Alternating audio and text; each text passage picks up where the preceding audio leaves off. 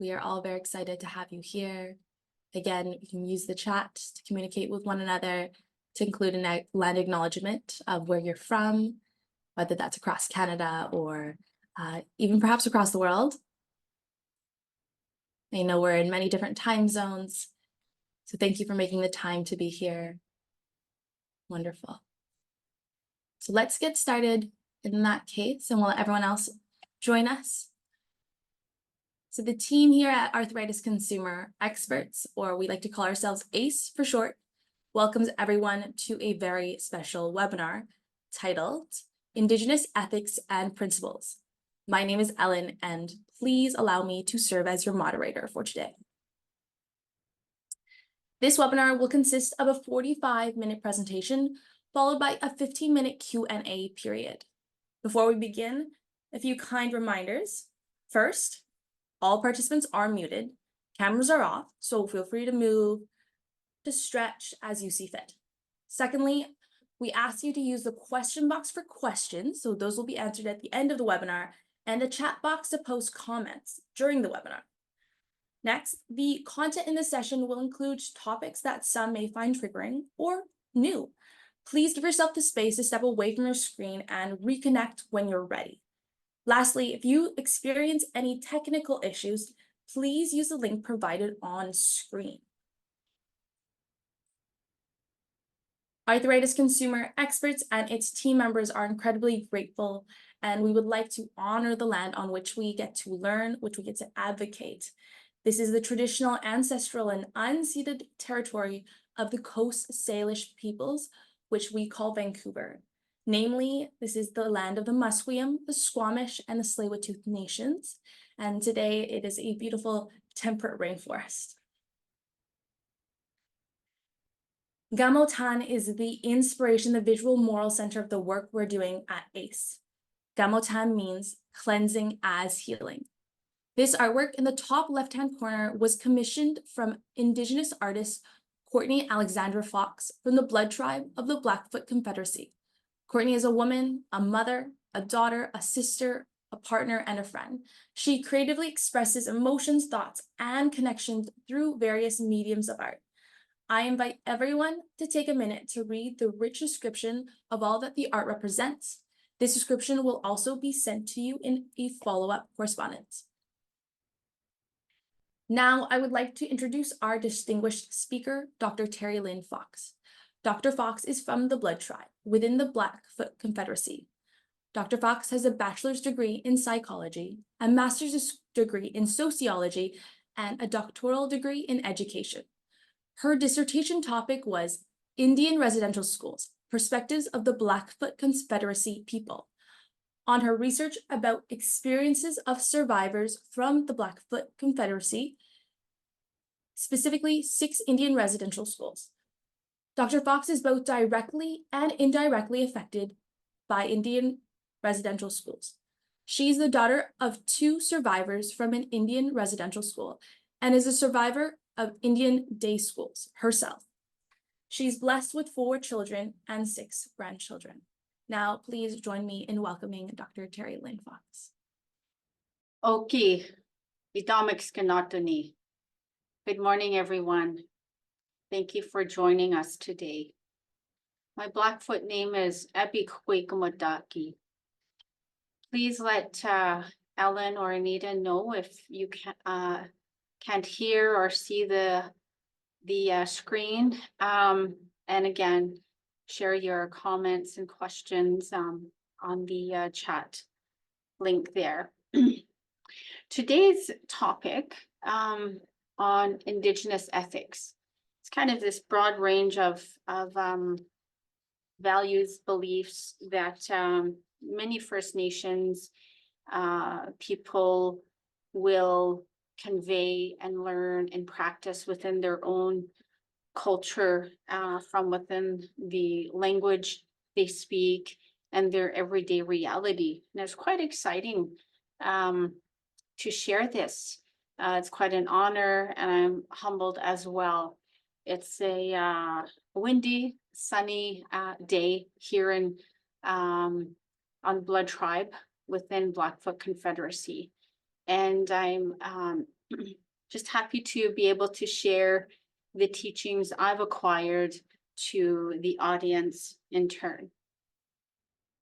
So today's topic on Native ethics and principles. That's a broad range to look at. And again, I invite just people to open their hearts, their minds, their knowledge systems, and just think about, ponder as we move forward in this session today. These are universal. Many are not written.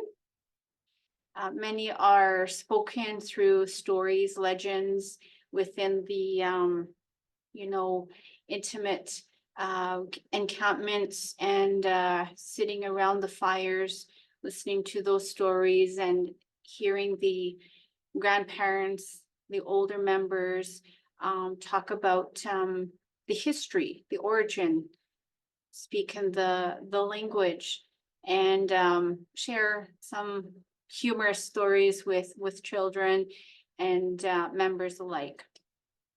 They come from Mi'kmaq, Cree, Iroquois, or Six Nations, Siksika-Sitapi, the Plains tribes and people long ago. And there's local variations, yet the context of each are quite similar. And depends on the language you speak, may not be exact interpretation. However, we do the best we can to interpret from, let's say, the Blackfoot language into English and vice versa. There's no direct translation. There can't ever be, I don't think, but we'll do our best. So within these ethics and principles, I immerse myself always the best I can within my own culture, within the teachings that I have walked this far with. So my parents, again, are survivors of residential school. Their Blackfoot names are Ihkitsikam Gi Odekemaki. And my maternal grandparents, Mokakin and Buna, were ceremonialists, and they were grandparents and knowledge keepers for our Siksika-Sitapi, Gibetibis, and our way of life. And so I'm part of this lineage, this ancestry, to know the culture, to know the ceremonies, to be immersed in that, but also as an individual that has grown up in this time period where Western thought and theory as part of our survival, in many ways. And I see that with the in a positive context, because we do operate in this Canadian society, the everyday milieu of living in several life worlds at one time, and how we make sense of that. So I'm immersed in this culture, and without it, I'm not too sure how sane I would be, but I'm so appreciative and grateful that we still practice our ancient ways of knowing, being, and doing. So again, keep in mind, an open mind, how we're moving forward with each concept. So the first one I wanted to share with you is about the ethic of non-interference. And when I provide and facilitate workshops or presentations, even within a sociology classroom setting, I've talked about this ethic of non-interference, and again, keep an open mind that this is from the lens of Indigenous people, First Nations people, and that context. So no Indian will ever tell another Indian what to do. Think about that, long ago, as well as how it is today, how we are today, how we communicate nonverbal communication, how we stand, how we sit, how we walk even. But then when we have verbal communication, our tone, is it kind? Do we have certain, mannerisms that'll convey if we're happy or sad or not, and everything in between. It's considered rude to tell someone what to do. You are thinking with ego if you tell someone what to do. You are thinking of a context of, you should know what I know. So why would you do that? Or why wouldn't you do that, right? So really thinking from the lens of, you should know this. So, for example, and there's many examples, and this really isn't about your parenting style. It could be, but how we rear our children, child rearing, for example, and we'll get into some other ethics, in later slides. But for this one, a really good example I have is when you're driving, riding along, whether you're the passenger or the driver, right? We have this, oh, the backseat driver. Well, in fact, we ought not to have a backseat driver or someone sitting beside us and trying to tell us how to drive the vehicle. Because two things, the driver has to be aware, right? So they gotta be trained and skilled and know the gadgets of the vehicle, the elements to drive carefully and safely for themselves and the passengers. So they got to take charge. The passenger is getting into the vehicle and trusting the driver that they know what they're doing. But if we're trying to interfere and telling them how to drive, how fast to go, how slow to go, when to stop, scaring them, oh, there's someone else. We're actually intruding in on their mindset, how they're staying calm and operating this moving, vehicle. So just think about that. And I've posed this before with students, and they're all like, well, that's what I usually do. That's what my mom does or my dad does, or, but just think about it. Now you'll never not think about it, because we got to trust. We can't tell the driver how to drive because we're not in the driver's seat. We can't necessarily tell someone how to grieve because they're going to grieve their way.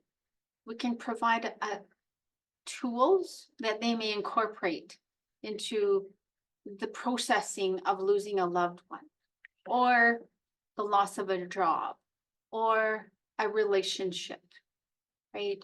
Or parental separation and how we talk to our children. We can provide tools, but we can't necessarily say you should do it this way because this is how I see it. So that's an example. And I'm open to hearing your comments, even your questions, after the presentation. It would be wonderful to have another discussion on this, but that's one example, and there are many.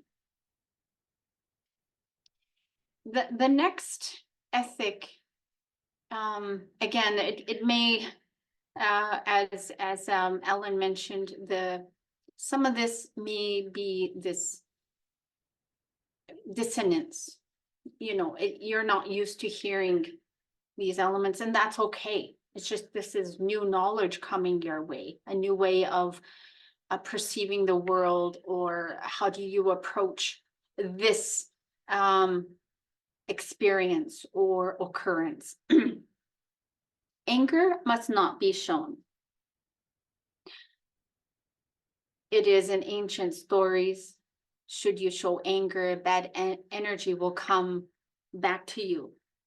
And it's in these stories and legends. And this is not about you ought not to show anger or feel anger, but anger is a result of this emotion, this emotion, this emotion, and then we get to this anger part, right? We're disappointed, right? We're frustrated. We don't know how to communicate that. And because we don't know how to communicate it, nothing is changing. And so we might get to that point of anger, which is okay. But how do we handle that within a specific language or culture? Usually we think before we act upon something before we get to that. So in Canadian society, in illness, diagnosis, etc. When we get to that point, how do we channel it? It could mean we haven't been given the skills or taught the skills to express it as healthy as we can. Not showing anger does not necessarily mean you do not reach that point in the feeling spectrum. It means that you do not overtly express it. And so in today's society, we have rage and getting to that point of, I have no control, so I'm going to road rage. I'm going to do the graffiti out of rage and many acts of violence, because we don't know how to fully express that which we feel. And if we do show anger, it may not be we're in control of ourselves. We're allowing this event or someone else to control us. And we understand that context as well. This is a interesting one, Indian concept of time. So just think about long ago, we had knowledge keepers in many cultures, many territories, many lands, talking about, time. And we were in sync with the seasons and the sun rotation, the earth rotation according to the sun, and et cetera, et cetera. So we were in sync with that. And as we went on, and there's devices that inventors have created over time to see where the sun is, the most productive time for this, and this. So when we think about time, when we have the saying, time is money, money is time, where did that come from? When did the 9 to 5 or 8 to 4 concept of work come into place? Why do children go to school at the same time parents go to work? Right? We have taken the connection we have to the sun, right? The sunrise and the sunset, and what we're able to experience and yes, accomplish in that day, in that span of time. Yet again, the evolvement of humans and production and survival, so food, shelter, necessities of water, air, we're not always in sync with that anymore. And so the concept of time will take a little bit of pondering on your part to really understand, oh yeah, did this come from? Can I let go of my 1 hour appointment and then I'm on to the next, meeting? I'm rushing. The Indian concept of time means that if we're in a ceremony, if we're preparing for a ceremony, we know what we need to do. We are responsible and part of this protocol, this methodology of preparing. And therefore, all those involved with direct,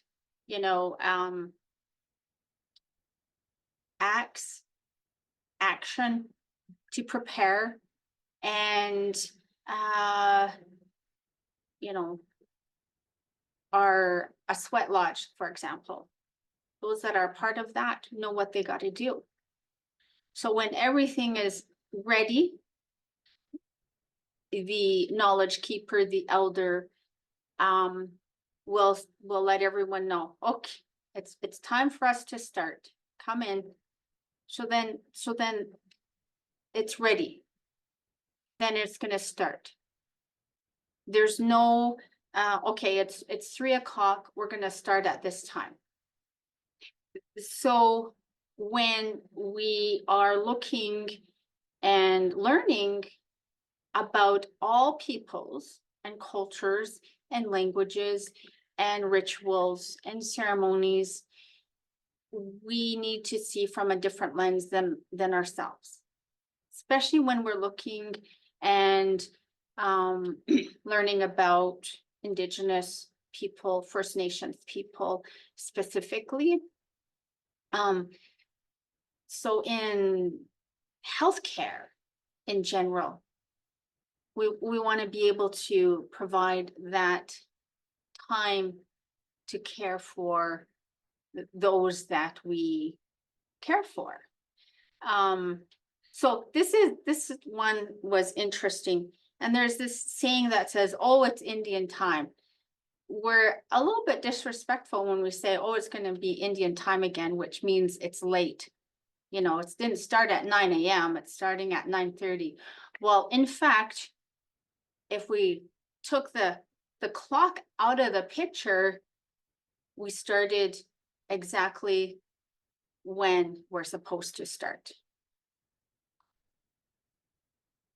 The principle that everything is shared. So all assets of a community, family, and extended family is shared, right? So food, resources is shared with everyone. There's no, this is mine, I'm not going to share, go fend for yourself. We don't take any more than we need to. In long ago times, we didn't have a freezer. Oh, well, let's put this in the freezer. We'll heat it up, later on. It was just in the now. Just in the now, the food was prepared. We eat now. And how they stored food, that's another teaching altogether, because our ancestors were really quite intelligent, innovative in how they stored foods. Equality and democracy, universal sameness. We are sharing, we're here together. I move forward because the group moves forward. I eat because the group eats. Ceremonies and protocols demonstrate that sharing, generosity, and kindness. Excuse me. And teaching in the discipline of sociology and looking at many cultures, worldwide, and some cultures really are still unscathed by colonization. So the Ubuntu concept is, when there's a group. The story I'm sharing is there's a group of, children, and an anthropologist had come in and put this big basket of fruit down and said, all of you race to that point, and the first one to come back gets this fruit. Wow. These are two perspectives, two ways of seeing this request. So the children all got up together, ran to that point, all ran back, and they sat and they all shared in their fruit basket. And the anthropologist wanted to understand why is it that, I requested you to race and come back, and the winner received this fruit. And their response is that, we don't understand, we are one. So we all we all reap the benefits. And that was a teaching. So you look at society today, and I see it on my reserve, I hear stories when the cost of living continues, that inflation from industrialization, capitalist economy, individualistic. Well, this really tugs at the core of many Indigenous people around the world, maybe even at yours as well, because there's a lot of too much inequality, not enough sharing. The attitude of gratitude. So it's today's society, it's rarely shown or verbalized to be grateful. Many people have a difficult time even understanding, well, what exactly does that mean, right? However, one is not rewarded for being a good teacher, doctor, farmer, fisherman, hunter, because in fact, that is what you're supposed to be in today's, reality, today's systems that we operate in. So why are we going to reward or recognize a teacher that's a good teacher, when in fact they're supposed to be a good teacher? And so it challenges us when we have rewards or awards or these special recognition. And I'm not saying don't, I'm just, it's a different perspective on how we approach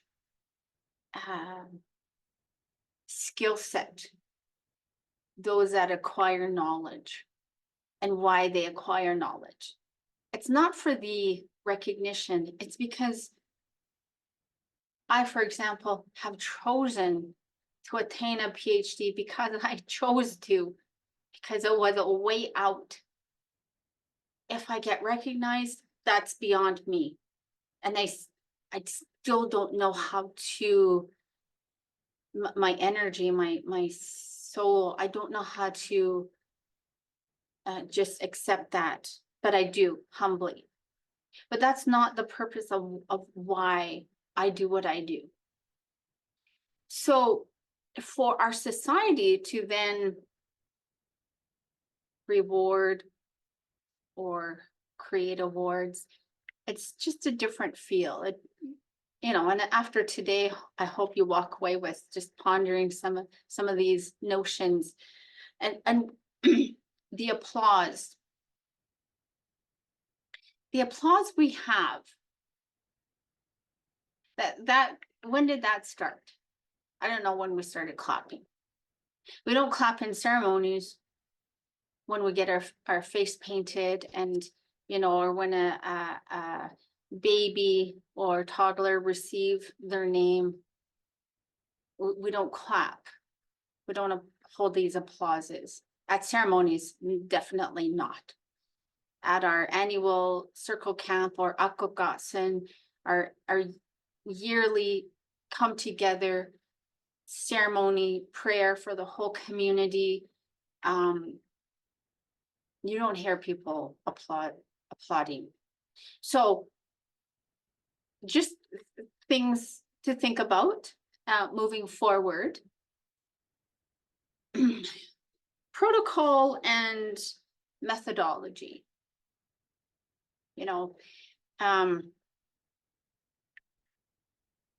Just think about your ritual when you arrive to work. What do you do before you go to work? What's your methodology? When you wake up, after work, your sporting events. There's protocols you have, rituals,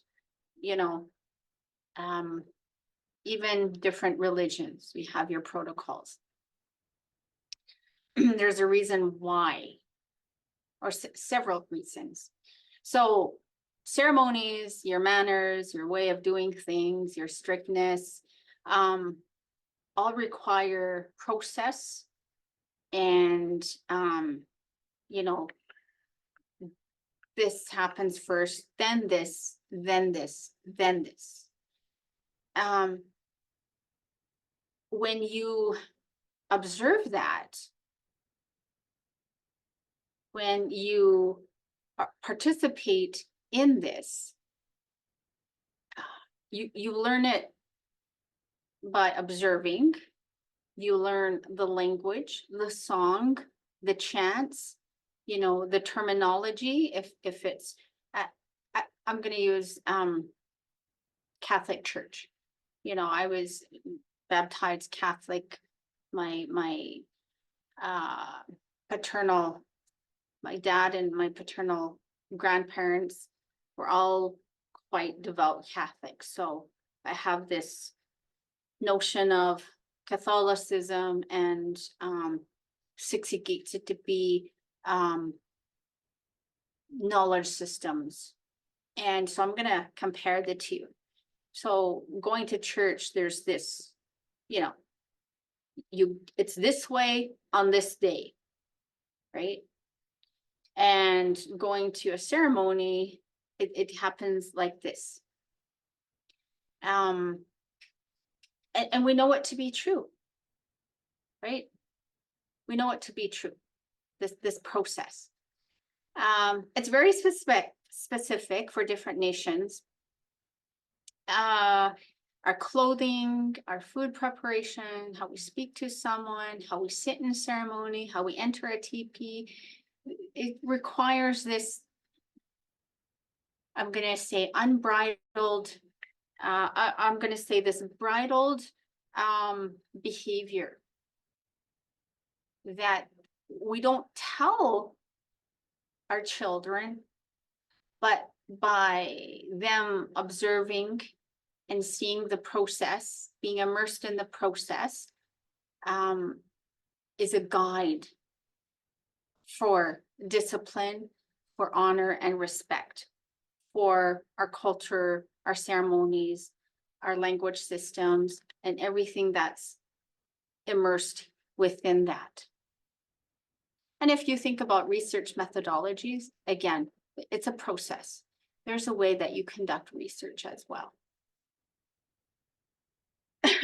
Shaping versus modeling, and some have a little bit difficulty understanding this, and there's no right or wrong. It's just another way of seeing the world, and self-awareness, recognizing your own everyday reality. Colonial or white people, the teaching method is shaping. print document sitting in the classroom, you know, I'm telling you what to do. I'm giving you this, so learn it this way. When we look at modeling, we could also incorporate the observing. So there's the individual who, let's say in ceremony, or no, let's say preparing, tanning a hide, preparing buffalo meat and drying it, or preparing ceremonial food. We wouldn't necessarily tell children, this is what you do. They would observe, and you would model what to do. And I'm not saying it doesn't happen. I'm just saying that the teaching I received in these ethics and my own understanding from within my culture, the language, and the behaviors that manifest being a Blackfoot woman in this culture is, yes, in fact, it does hold true for me. My mother did not tell me how to make bannock, how to make Saskatoon soup for ceremony. She did not tell me how to make a bed. I observed her. And it's different than when you're in a classroom setting, or you're given this information. Here you go. Make sense of this. As well, you may observe when children dress themselves. Some continuously dress their children, or they're so young, and then you just leave clothes there, and then they start dressing themselves because parents are in a rush today, but if you allow a child to be able to dress themselves, whether it's inside out, or the socks are not on correctly, or what have you, but they're going to dress themselves because they're observing others, right? To be a good hunter, they're observing the older members of a society and how to be a good hunter. And then they're going to be able to do that when they feel they're ready to, right? We are expected in distinct cultures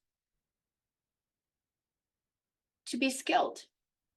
It's kind of this taken for granted notion, I need to be good at this, right? Just some examples. And again, please feel free to share your questions, comments in the chat box. Conservation or withdrawal reaction. So this one, again, I'm going to share a couple of examples. So for a non-native person, you're this anxiety situation, a lot of people may talk their head off, right? You feel better. Oh, do you feel better? You've released what you're feeling. But then it might happen again, and then they react again. And then, so this behavior continues without realizing, oh, how am I self-aware that I don't get to this anxious point, that I actually, in fact, have learned from my actions.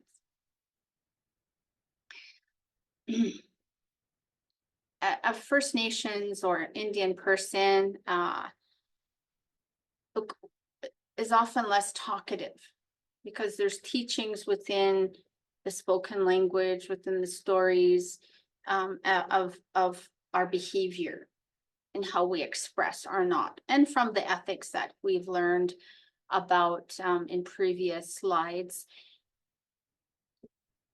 But if you look at some documentaries, some, depictions of Indian people, you'll see that they're not talkative.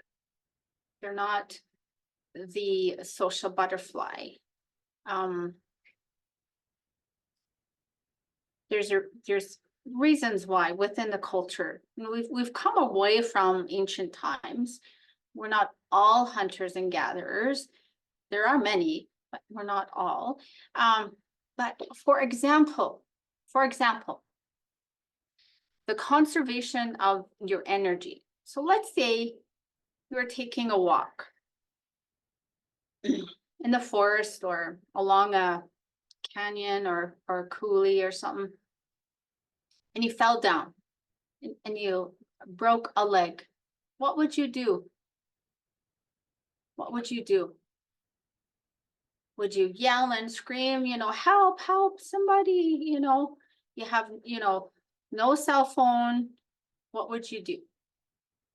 Or would you do quick thinking through your teachings? What can I do at the moment? Am I okay? What do I have around me? How can I help myself? So if you said, yeah, I would scream and yell, well,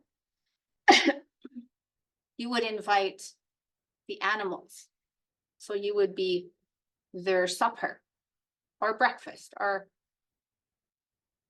but if you conserved your energy, because if your blood is going, your heart's beating, it gets your blood going. If you have a break, this wound, you need to conserve your energy so that you can think clearly. So that in time, whether it's 20 minutes or a half hour, your body has settled. You might have been able to mobilize yourself, brace your leg, and just walk slowly, quietly to a place where you may be able to get help or be at a safe place. So these are some areas where we don't think of it necessarily every day. You could apply these to different scenarios in a classroom setting, in even when we've had lockdowns, school shootings, etc., threats. How do we react? It's nice to practice these drills, but when Indigenous cultures know this, because they're in sync with the environment, when the animals are our brothers and sisters and equals, then we're aware that to be calm and think rationally and clearly, how do I get to safety, or how do I stay safe? That makes a big difference. I'm just looking at the time. Dependence, independence, and interdependence. So from a First Nations context, and I'm just going to talk about this vivid example. Social assistance or welfare, the welfare system. It didn't exist for First Nations people. Not until the 1960s, the government introduced this system of dependency versus independence. So many pre-treaty signing or pre-contact were not dependent, but were interdependent. We knew through modeling how to help the whole tribe. And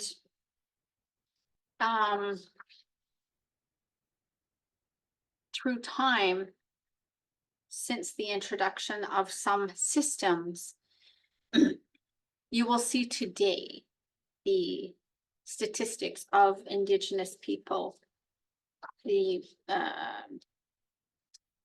the social assistance rate, the decrease in low levels of educational attainment, and that shaking up of a traditional way of life to living in a colonial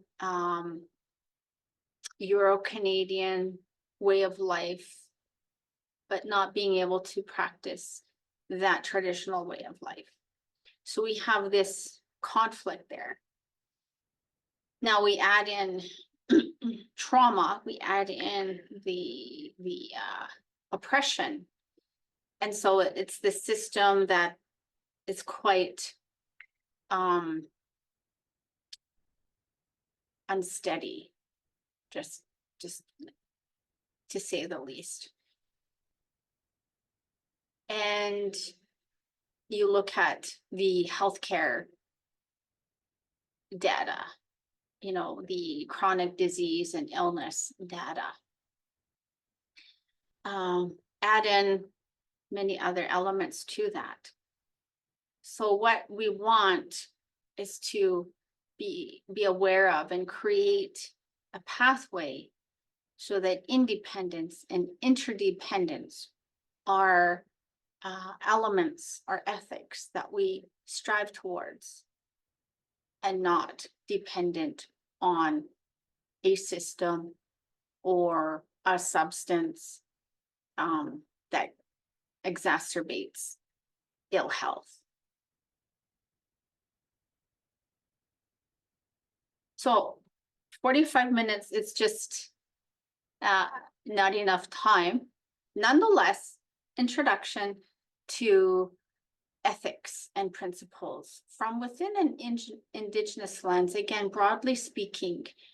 And, as this, my soul recognizes your soul, I honor that which is within you because it's also within me. There's no difference and no distance between us. We are the same. We are one. Very nice saying from within another culture, but it captures everything about our human connection. So I thank you for joining us today. Any questions, comments? Ellen can provide that moderation for us. I just want to wish everyone an amazing day. Thank you. Thank you so much, Dr. Fox. I always, even though this is my second time learning about Indigenous ethics and principles, I think there's a deeper understanding that comes every time you reflect on these concepts, because as someone who is, you could say, Western trained, it is a stark contrast to what we learn. And because it is a stark contrast, you realize that so much of our health system is built on different values, right? It is built on values of interference, right? Being told what to do versus scaffolding development versus non-interference. And thus it's like an entire different paradigm of health, because it's an entire different system of ethics and principles upon which we build that system. So it really starts, getting us thinking about, it's not just a small difference, it's foundationally, conceptually, there's so much for us to learn.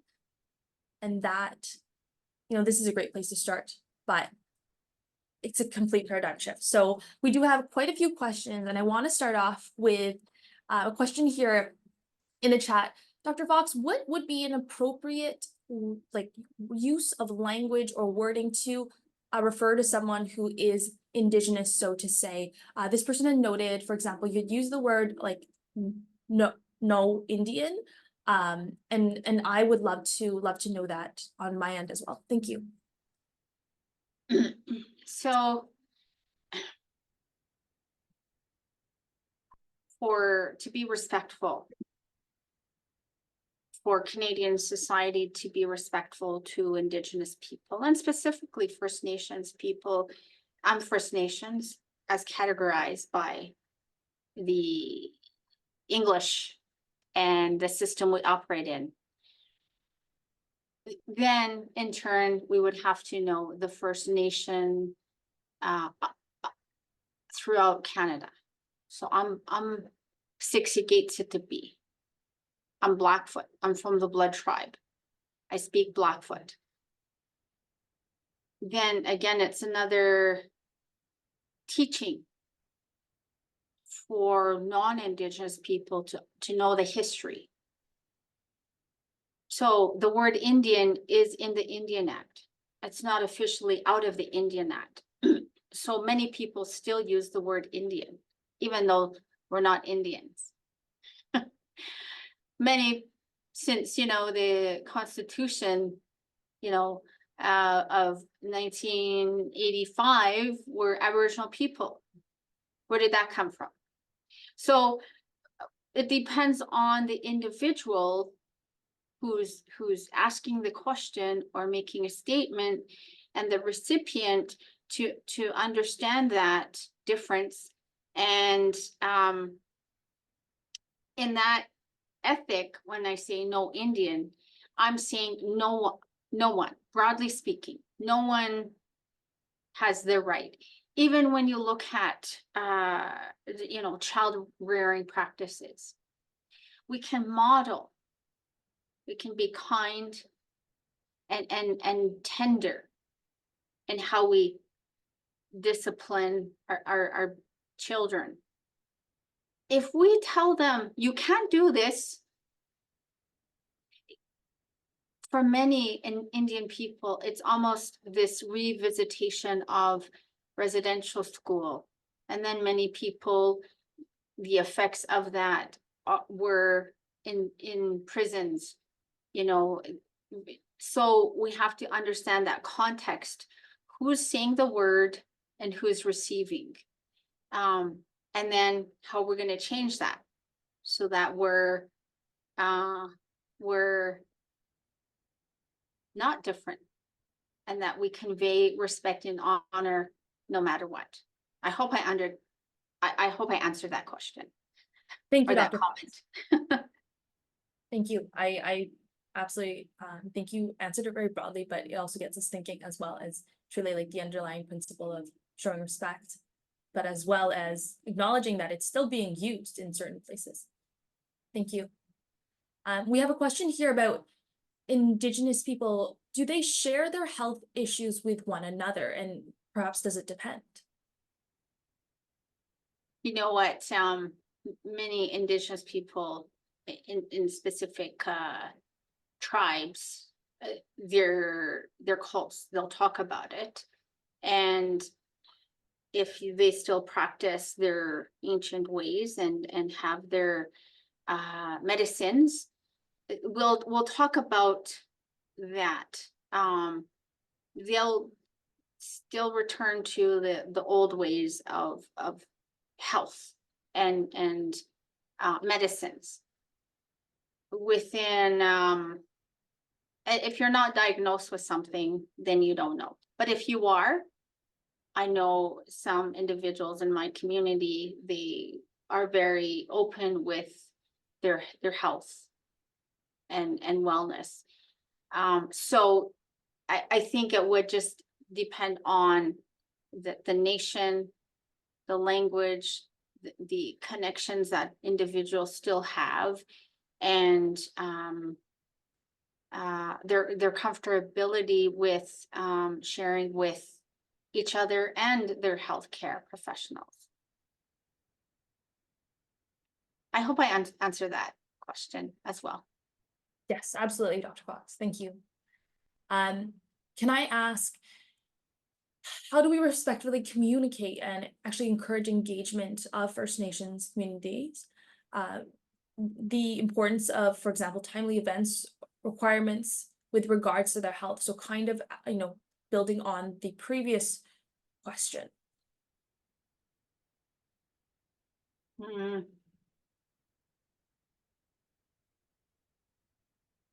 Can you repeat that? I'm just trying to navigate. I think the question is from an outsider or a Western lens. How do we respectfully communicate and encourage engagement of Indigenous communities with regards to their health?